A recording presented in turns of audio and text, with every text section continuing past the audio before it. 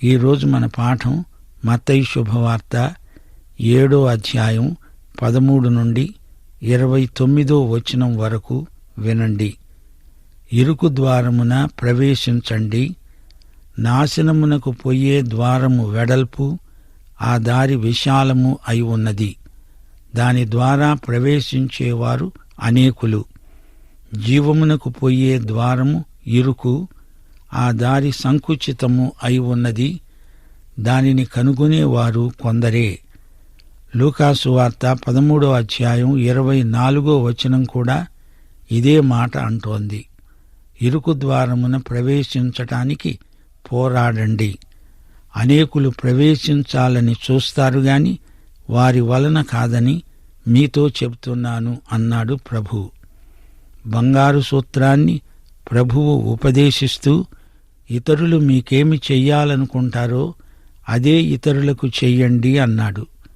ఇప్పుడు తన నీతి మార్గం ఎలాంటిదో ప్రభువు విశదంగా చెబుతున్నాడు. శాస్త్రుల నీతి కంటే, పరిసయ్యుల నీతి కంటే మీ నీతి అధికము కాని ఎడల మీరు పరలోక రాజ్యములో ప్రవేశింపనేరరు. ఆ రాజ్యానికి ద్వారం చిన్నది, మార్గం ఇరుకు. దారి విశాలం కాదు, ద్వారం పెద్దది కాదు. పరిసయ్యులు విశాల మార్గంలో నడుస్తున్నారు గాని దేవుని బిడ్డలు ఇరుకు మార్గాన వెడతారు. విశాల మార్గం నాశనానికి నడుపుతుంది. యేసు ప్రబోధాలు ఇరుకు మార్గంలో యాత్ర. బాహిరమైన భక్తి ప్రదర్శన కాదు, అంతరంగమందలి పరివర్తన. యేసు మార్గం హృదయ నీతి, మతాచారాల ప్రదర్శన కాదు.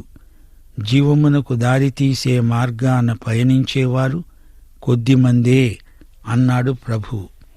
నరకానికి నడిపించేది విశాల మార్గం, అందులో అధిక సంఖ్యాకులుంటారు. యోహాను సువార్త 10వ అధ్యాయం 10వ వచనం. యేసు మార్గం సమృద్ధి జీవం. గరాటిని చూడండి, విశాలమైన వైపు గాని రాను రాను ఇరుకు. ఇరుకు వైపున మొదలై రాను రాను విశాలం. యేసు మార్గం ఆరంభంలో ఇరుకే. యెహెజ్కేలు 47వ అధ్యాయంలోని దర్శనం చూడండి. మొదట చీలమండల లోతు నది, ఆ తరువాత మోకాళ్ల లోతు, ఆ పిదప నడుము లోతు. ఆ పైన నదీ ప్రవాహంలో అతడు పూర్తిగా మునిగిపోయాడు. మత్తయి సువార్త 7వ అధ్యాయం 15 నుండి 21వ వచనం వరకు మాటలు చేతలు, ఈ రెండిటి మధ్య తేడా ఎంత అనే అంశాన్ని ప్రభువు ప్రస్తావిస్తున్నాడు. అబద్ధ ప్రవక్తలను గురించి జాగ్రత్త పడండి. వారు గొర్రెల చర్మములు వేసుకుని మీ వద్దకు వస్తారు, కాని లోపల వారు క్రూరమైన తోడేళ్లు. వారి ఫలముల వలన మీరు వారిని తెలుసుకుంటారు. ముండ్ల పొదలలో ద్రాక్ష పండ్లనైనా, పల్లేరు చెట్ల నుండి అంజూరపు పండ్లనైనా కోస్తారా? అలాగే ప్రతి మంచి చెట్టు మంచి ఫలాలు ఫలిస్తుంది, పనికిమాలిన చెట్టు కాని ఫలాలు ఫలిస్తుంది. మంచి చెట్టు కాని ఫలములు ఫలింపనేరదు, పనికిమాలిన చెట్టు మంచి ఫలములు ఫలించనేరదు. మంచి ఫలములు ఫలించని ప్రతి చెట్టు నరకబడి అగ్నిలో వేయబడుతుంది. కాబట్టి మీరు వారి ఫలముల వలన వారిని తెలుసుకుంటారు. ప్రభువా ప్రభువా అని నన్ను పిలిచే ప్రతివాడు పరలోక రాజ్యములో ప్రవేశించడు గాని పరలోకమందున్న నా తండ్రి చిత్త ప్రకారము చేసేవాడే ప్రవేశిస్తాడు. లూకాసు వార్త 6వ అధ్యాయం 43-44 వచనాలు. ఏ మంచి చెట్టున పనికిమాలిన ఫలాలు ఫలించవు, పనికిమాలిన చెట్టున మంచి ఫలాలు ఫలించవు. ప్రతి చెట్టు తన ఫలముల వలన తెలియబడుతుంది. ముండ్ల పొదలో అంజూరపు పండ్లు ఏరుకొనరు, కోరింద పొదలో ద్రాక్ష పండ్లు కొయ్యరు. విశాల మార్గాన్ని బోధించేవారు దొంగ బోధకులు. వీరు గొర్రె చర్మము ధరించిన తోడేళ్లు. వీరి సేవా ఫలితాలు ఎలాంటి ఫలాలో దాన్ని బట్టి వారెలాంటి బోధకులో తెలుసుకోవచ్చు. ద్రాక్ష పండ్లు, అంజూరు పండ్లు ముండ్ల కంపలలో ఫలించవు గదా. మంచి చెట్టుకే మంచి పండ్లు కాస్తాయి. ఫలాన్ని బట్టే చెట్టు గుణమేదో తెలుసుకోవాలి. పరిసయ్యుల ఫలాలు మంచివి కావని తెలిసిపోతోంది. చెడ్డ చెట్లను నరికి పొయ్యిలో పెట్టాల్సిందే. మంచి ఫలాలు లేని చెట్టు తన ఉనికి హక్కునే కోల్పోతుంది. వారు గొప్ప ప్రసంగాలు చేయవచ్చు, అద్భుతాలు చేయవచ్చు, దయ్యాలను వెళ్ళగొట్టవచ్చు. అయినా వారు పరలోకపు తండ్రికి విధేయులు కారు. వారికి యేసుక్రీస్తుతో సరైన సంబంధం లేదు. తండ్రి చిత్తం ప్రకారం చేయని వారికి పరలోక ప్రవేశం లభించదు. ఆ దినమందు అనేకులు నన్ను చూచి, ప్రభువా, ప్రభువా, మేము నీ నామమున ప్రవచించలేదా? నీ నామమున దయ్యములను వెళ్ళగొట్టలేదా? నీ నామమున అనేక అద్భుతములు చెయ్యలేదా అని చెబుతారు. అప్పుడు నేను వారితో అంటాను, మిమ్మును నేను ఎన్నడూ ఎరగను. అక్రమము చేసే వారలారా, నా వద్ద నుండి పోండి. యేసు ప్రభువుతో సన్నిహిత సంబంధం లేనివారు పరలోకంలో ఎలా ప్రవేశించగలరు? యేసు నామం వీరు వాడుతున్నారు గాని యేసు వీరిని వాడుకోలేదు. ఇంత చేశాము, అంత చేశాము అని ప్రగల్భాలు పలుకుతున్నారు గాని ప్రభూ, నిన్ను ప్రేమిస్తున్నాము అని ఒక్క మాట కూడా అనరే. మీరెవరో నాకు తెలియదు, అక్రమకారులారా పోండి అని ప్రభువు వారిని తరిమేస్తున్నాడు. 2 పేతురు 2:1 అబద్ధ ప్రవక్తలు ప్రజలలో ఉండేవారు, అటువలనే మీలోనూ అబద్ధ బోధకులుంటారు. వీరు తమను కొనిన ప్రభువును కూడా విసర్జిస్తూ తమకు తామే శీఘ్రముగా నాశనము కలుగజేసుకుంటూ నాశనకరమైన భిన్నాభిప్రాయాలను రహస్యముగా బోధిస్తారు. ఈ బోధకులు ఉత్పత్తి చేసే ఫలాలను బట్టి వారి తీరును, నాణ్యతను మనం అంచనా వేయగలం. ఈ సంఘటన 1000 ఏండ్ల పరిపాలనను, అంతకు ముందు ప్రవర్తిల్లే మహాశ్రమల కాలాన్ని సూచిస్తోంది. శ్రమల కాలంలో కొండమీది ప్రసంగం అప్పటి ప్రజలకు ఎంతో అర్థవంతంగా స్ఫురిస్తుంది. సంఘములో నామకార్థ క్రైస్తవులకు ఇది గొప్ప హెచ్చరిక. యేసు నామము వాడినంత మాత్రాన, బైబిలు చేత పట్టుకున్నంత మాత్రాన అది ప్రభువు కార్యమని భ్రమపడకండి. ఏ ఉద్యమమైనా దాని ఫలితాన్ని బట్టి బాగోగులు మనం పరిశీలించగలం. బయట ప్రదర్శన కాదు, అంతరంగంలో మనకు మన ప్రభువుకు ఉన్న హృదయ సంబంధం ముఖ్యం. మత్తయి సువార్త 7:24-27 వరకు ప్రభు అంటున్నాడు, ఈ నా మాటలు విని వాటి చొప్పున చేసే ప్రతివాడు బండమీద తన ఇల్లు కట్టుకొనిన బుద్ధిమంతుణ్ణి పోలి ఉంటాడు. వాన కురిసింది, వరదలొచ్చాయి, గాలి విసిరి ఆ ఇంటి మీద కొట్టింది. గాని దాని పునాది బండమీద వేయబడింది గనుక అది పడలేదు. ఈ నా మాటలు విని వాటి చొప్పున చేయని ప్రతివాడు ఇసుక మీద తన ఇల్లు కట్టుకున్న బుద్ధిహీనుణ్ణి పోలి ఉంటాడు. వాన కురిసింది, వరదలు వచ్చాయి, గాలి విసిరి ఆ ఇంటి మీద కొట్టింది. అప్పుడది కూలబడింది, దాని పాటు గొప్పది. యేసు ఈ మాటలు చెప్పి ముగించినప్పుడు జనసమూహములు ఆయన బోధకు ఆశ్చర్యపడుతున్నారు. ఏలయనగా ఆయన వారి శాస్త్రుల వలె కాక అధికారము గలవాని వలె వారికి బోధించాడు. ఇదే మాట లూకాసు వార్త 6:47-49 వరకు చెప్పబడింది. ప్రభు అన్నాడు, నా మాటలు విని వాటి చొప్పున చేసే ప్రతివాడు ఎవణ్ణి పోలి ఉంటాడో మీకు తెలియజేస్తాను. వాడు ఇల్లు కట్టవలెనని ఉండి లోతుగా తవ్వి బండమీద పునాది వేసిన వాణ్ణి పోలి ఉంటాడు. వరద వచ్చి ప్రవాహము ఆ ఇంటి మీద పడగా కొట్టగా అది బాగా కట్టబడినందున దానిని కదిలించలేకపోయింది. అయితే నా మాటలు విని చెయ్యనివాడు పునాది వేయక నేల మీద ఇల్లు కట్టిన వాణ్ణి పోలి ఉంటాడు. ప్రవాహము దానిమీద పడి వడిగా కొట్టగానే అది కూలిపడింది. ఆ ఇంటి పాటు గొప్పది. శ్రోతలు వింటున్నారా? యేసు మాటలు ఆ రోజున ఎందరో విన్నారు. ఇప్పుడు వారు ఏదో తీర్మానం చేసుకోవాలి, తప్పదు. 2 పునాదులున్నాయి. వీటిలో ఏదో ఒక పునాదిని కోరుకోవాలి. దానిమీద తమ జీవిత సౌధాన్ని నిర్మించుకోవాలి. ఒకటి రాతి పునాది, మరొకటి ఇసుక పునాది. దేనిమీద నీ ఇల్లు కట్టుకుంటావు? తీర్మానం నీకే విడిచిపెట్టబడింది. వాన గాలి వస్తే నీ పునాదిని బట్టే ఆ కట్టడం మనుగడ ఆధారపడి ఉంటుంది. యేసు ప్రభువు ఆయన ప్రకటించిన సత్యము రాతి పునాది లాంటివి.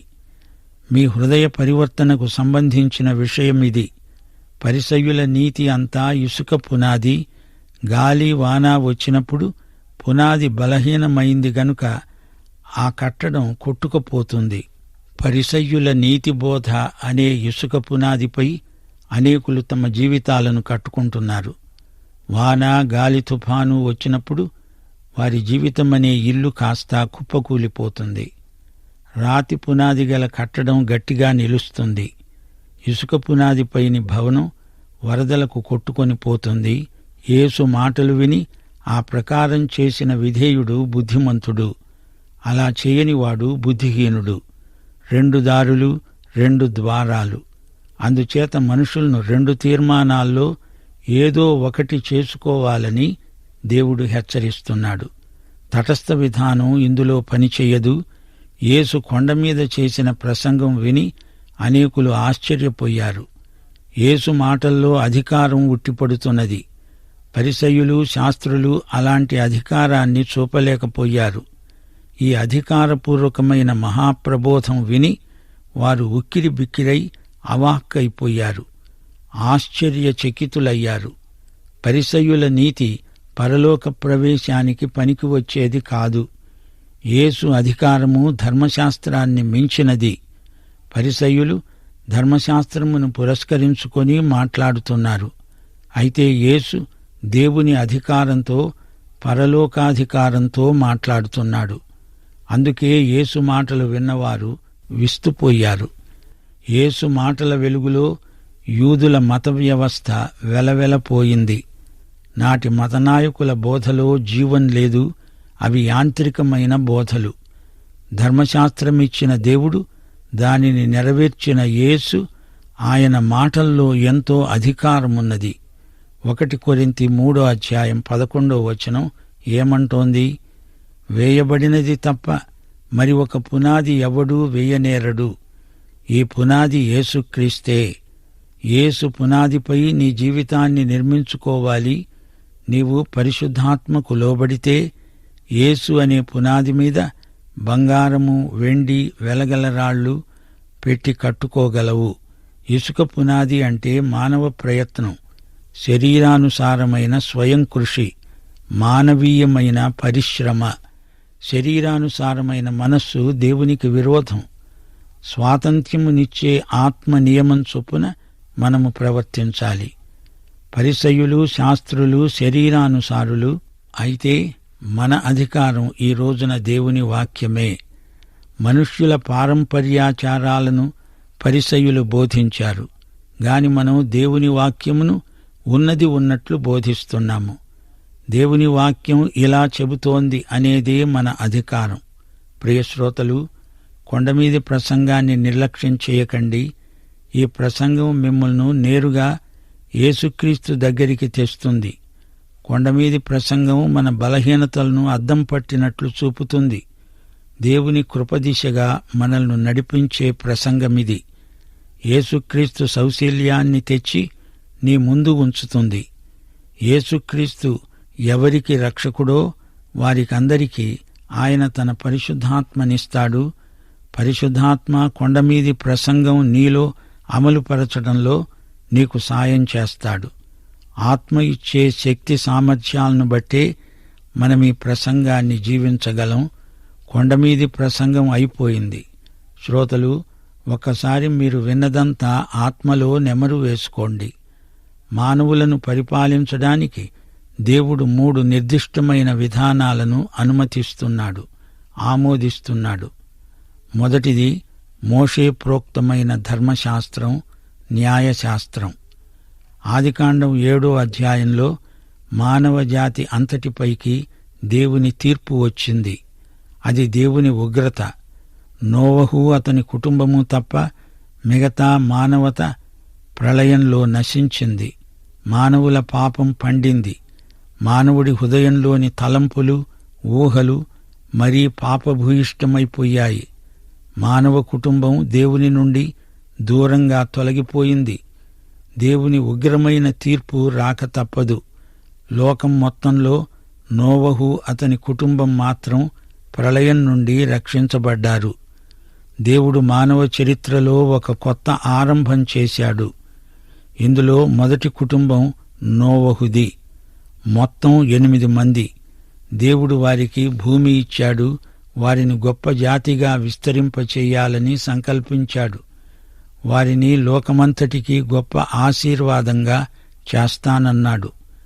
వారి ద్వారా లోకమంతటికీ ఎంతో మేలు చెయ్యాలని దేవుని చిత్తం. మోషే ద్వారా ధర్మశాస్త్రం వచ్చింది. బలులు, అర్పణలు, ఆరాధన క్రమం ఏర్పడ్డాయి. నిర్గమకాండంలో వివరాలున్నాయి. దహన బలిపీఠం ఎంతో ముఖ్యమైనది. బలిపీఠం యేసుక్రీస్తు యొక్క శిలువను చూపుతుంది. ప్రతి పాపానికి ప్రాయశ్చిత్తం చేయవలసి ఉంది. ధర్మశాస్త్రం మనిషిని రక్షించజాలదు. మనిషి పాపి అని ఈ విధానం జ్ఞాపకం చేస్తుంది. ధర్మశాస్త్ర విధానం తీర్పు తీర్చింది గాని పాప సమస్యను పరిష్కరించలేకపోయింది. పాత నిబంధనలో దహనబలి రక్షకుని రాకడ వైపునకు మనిషిని నడిపించింది. పాత నిబంధన బలులలో ప్రవచనాత్మక సాక్ష్యం ఉంది. మత్తయి సువార్తలో యేసు రాజుగా వచ్చాడు. పాత నిబంధన ప్రవచనాలను నెరవేర్చాడు. అయినా ఆయన స్వకీయులే ఆయనను తిరస్కరించారు. మత్తయి సువార్త అంతా ఈ వెలుగులోనే మనం గ్రహించాలి. యేసు ఒక రాజుగా తనను తాను ప్రత్యక్షపరచుకుంటున్నాడు. ఈ సువార్త ప్రకారం యేసు రాజుగా పుట్టాడు, రాజుగా జీవించాడు, రాజుగా చనిపోయాడు, రాజుగా తిరిగి లేచాడు, తిరిగి రాజుగా, రాజులకు రాజుగా రాబోతున్నాడు. యేసు ప్రభువు మత్తయి సువార్తలో ధర్మశాస్త్రాన్ని మించిన నూతన నియమాన్ని నేర్పాడు. అదే కొండమీది ప్రసంగం. మత్తయి 5, 6, 7 అధ్యాయాలలో ఈ నూతన నియమమును యేసుక్రీస్తు స్వయంగా ప్రతిపాదించాడు. మోషే ధర్మశాస్త్రమందలి 2 ప్రాముఖ్యమైన ఆజ్ఞలను యేసు పైకెత్తి వాటికి ఒక కొత్త అర్థం చెప్పాడు. సోదరుని మీద నీవు కోప్పడితే నీవు హంతకుడవు. స్త్రీని మోహపు చూపుతో చూస్తే నీవు వ్యభిచారివి. ఈ 2 రకాల మానసిక ముద్దాయిలు మన సంఘాలలో కుప్పలు తెప్పలుగా ఉన్నారు. కొందరి చూపులు మోహపూరితమైనవి. చూపుల్లోనే మానసికంగా అంతా జరిగిపోతుంది. ఆ స్త్రీని మానభంగం చేసిన వాడవుతున్నాడు. కొందరు సోదరుల మీద విద్వేషం వెళ్లగక్కుతారు.